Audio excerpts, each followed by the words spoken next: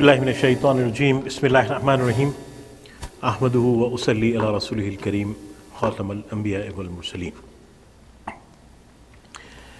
The topic that we are going to discuss today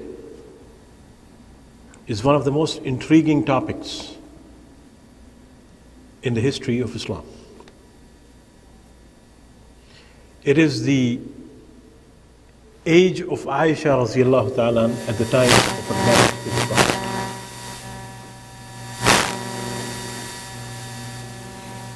And the overwhelming consensus among Muslims, scholars as well as laypersons, is that Aisha radiallahu ta'ala anha's marriage with the Prophet took place when she was 6 years of age, and the marriage was consummated when she was 9 years of age. This is the general belief of a majority of scholars. And this is the general thinking of the Muslims as well, that this is truth. Almost with the exception of a few mufassirin, all those who have written about this subject have defended it, have supported it, and have argued for the marriages of girls at an early age. In fact, in 1932, in India, when some of the people wanted to legislate against child marriages, and when the majority of non-Muslims were supportive of the idea of banning child marriages, Muslims, especially Muslim scholars, defended child marriages on the assumption and on the belief that Aisha radiallahu ta'ala anha was married with the Prophet at the age of 6 and the marriage was consummated at the age of 9, and hence we cannot go against the practice of the Prophet, we cannot go against the traditions of the Prophet. In our times, that issue has become very significant because every now and then you would hear many people pointing fingers at the Prophet ﷺ and saying he's a pedophile. You must have read that. You must have heard about it. And the way we respond it, that we basically bring sociological issues. We bring sometimes the biological issues to basically prove that it is okay. Now, the idea that Aisha radiallahu ta'ala anha got married with the Prophet at the age of 6 and the marriage was consummated at the age of 9 comes primarily from three major sources: Bukhari, the tafsir and history of Tabari, and Tabaqat written by Ibn Sa'ad. These are the three main sources. But what is very interesting also, that in these three sources there are several references that basically nullify that argument itself.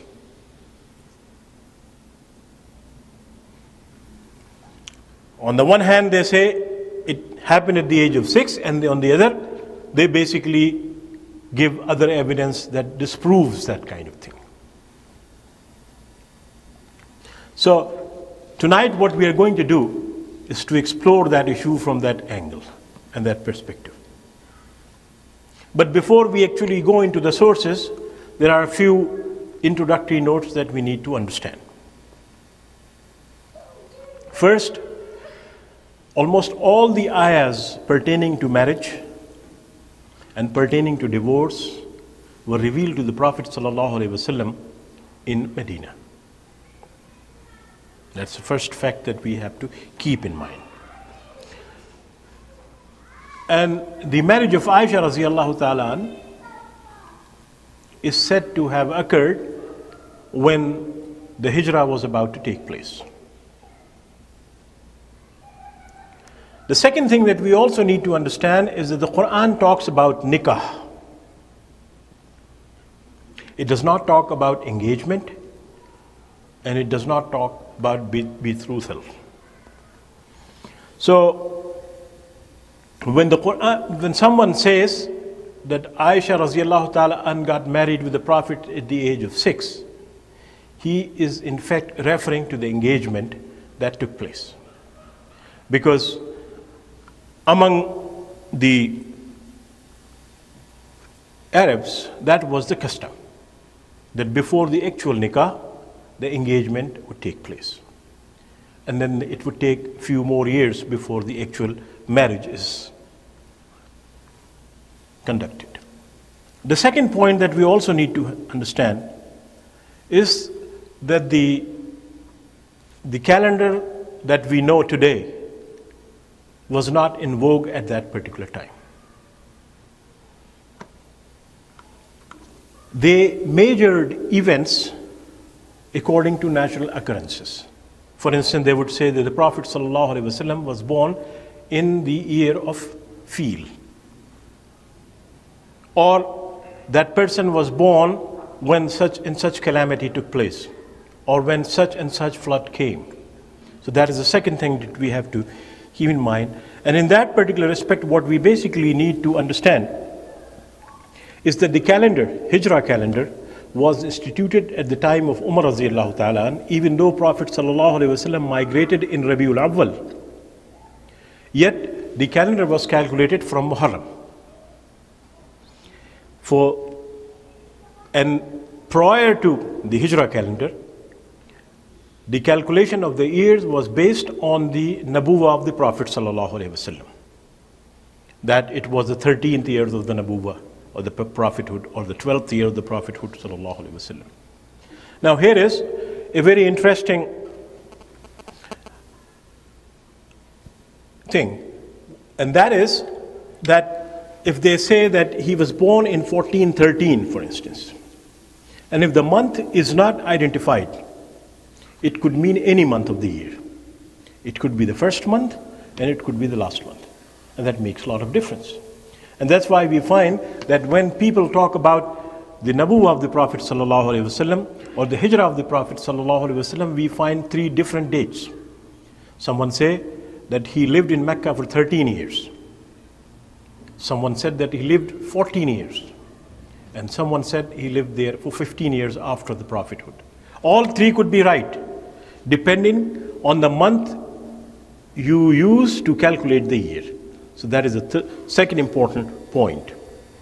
And then finally, what basically we also need to realize, that the main hadith that basically builds the age of Aisha radiallahu ta'ala is given by a Sahabi who narrated this hadith when he was 90 years of age, Wail bin Usman. He lived in Medina for almost 70 years. And during those 70 years, he did not narrate this hadith. When he moved to Kufa at the age of 90, then he basically narrated that particular hadith, and it is reported from that sources. Now let's come to the sources itself. In Asadul Ghaba, which is a collection of the traditions of the Prophet sallallahu alaihi wasallam, in page 377 of volume 4, it is reported that the Fatima radiallahu ta'ala was 5 years older than Aisha radiallahu ta'ala. Hence, we have to find out what was the birth date of Fatima radiallahu ta'ala, so that we could determine the age of Aisha radiallahu ta'ala. Now, Hazrat Abbas radiallahu ta'ala once went to Ali radiallahu ta'ala's house, and he heard Fatima radiallahu ta'ala saying to Hazrat Ali that she was older than him. So Abdullah ibn Abbas corrected Fatima radiallahu ta'ala and said No, you are not older than Ali radiallahu ta'ala. You were born in the year when the Quraysh were building the Kaaba.